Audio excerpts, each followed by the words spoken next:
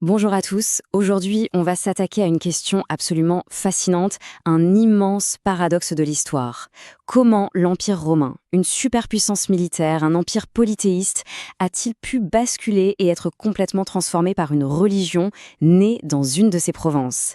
C'est une question qui est au cœur de votre programme de seconde et qui nous oblige à réfléchir à ce qu'est vraiment le pouvoir. Alors regardez bien cette image, ce plan en damier quasi parfait, ce théâtre, ce forum, on se croirait à Rome, pas vrai? Eh bien, pas du tout. Nous sommes en plein cœur de ce qui est aujourd'hui l'Algérie. Ça, c'est Timgad, une ville fondée pour les vétérans de l'armée par l'empereur Trajan.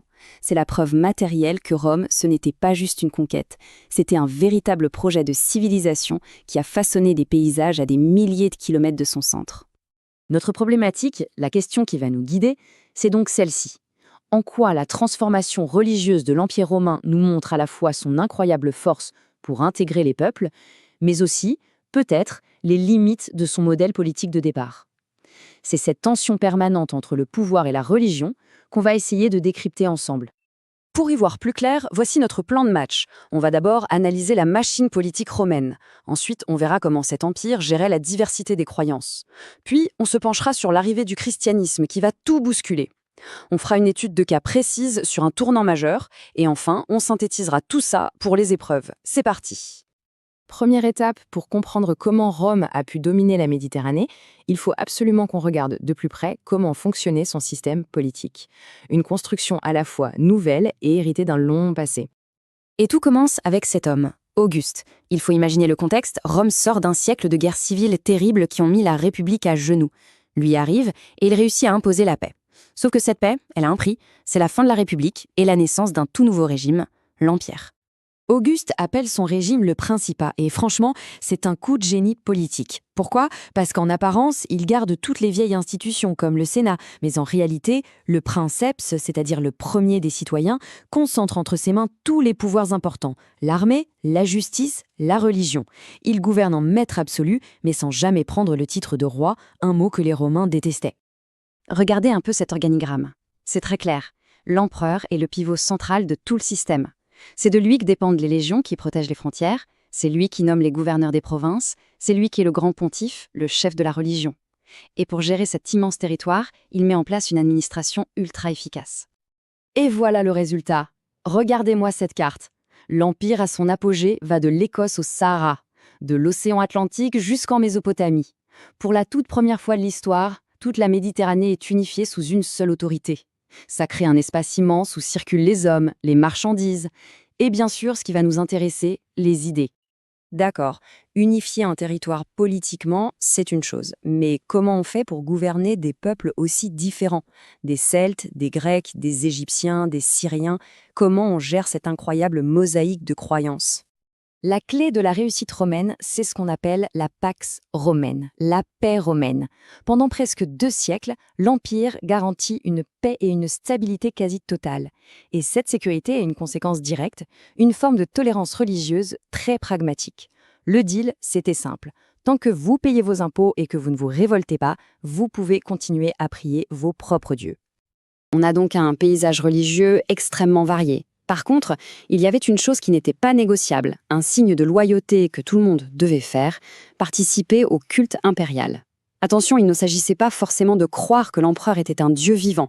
C'était avant tout un acte civique, un geste d'allégeance à Rome et à son chef.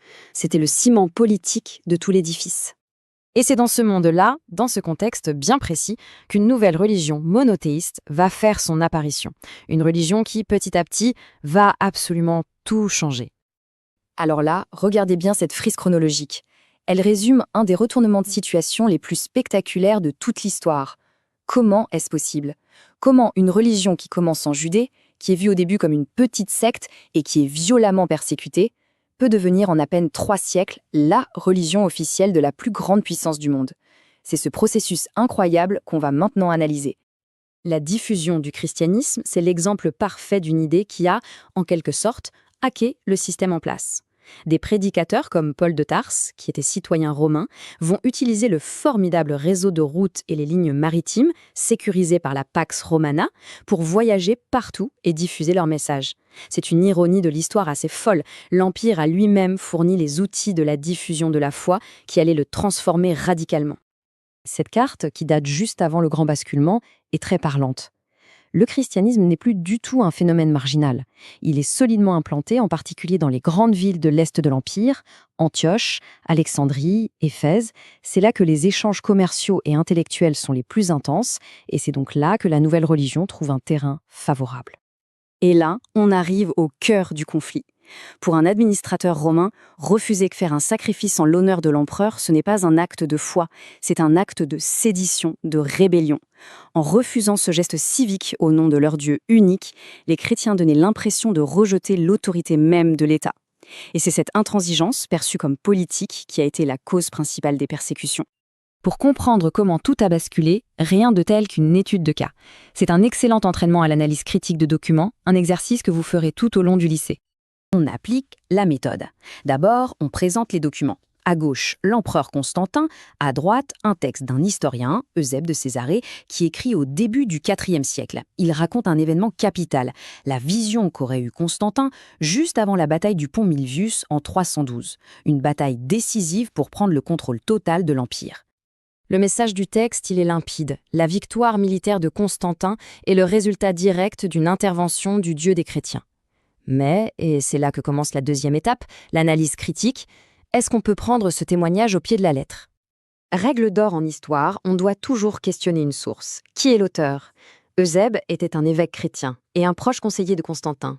Son but n'est pas d'être un journaliste objectif. Son but est de légitimer le pouvoir de l'empereur en le présentant comme l'élu de Dieu et de montrer que le christianisme est la source de la puissance. Ce n'est donc pas un récit neutre, c'est un récit engagé. Alors, conversion sincère ou calcul politique très habile? Le débat entre historiens n'est toujours pas tranché. Mais ce qui est sûr, c'est que les conséquences sont colossales. La plus visible, la plus spectaculaire, c'est la fondation d'une nouvelle Rome, Constantinople. Et contrairement à la vieille Rome païenne, cette nouvelle capitale est pensée dès le départ comme une ville chrétienne. C'est le symbole de la nouvelle identité de l'Empire.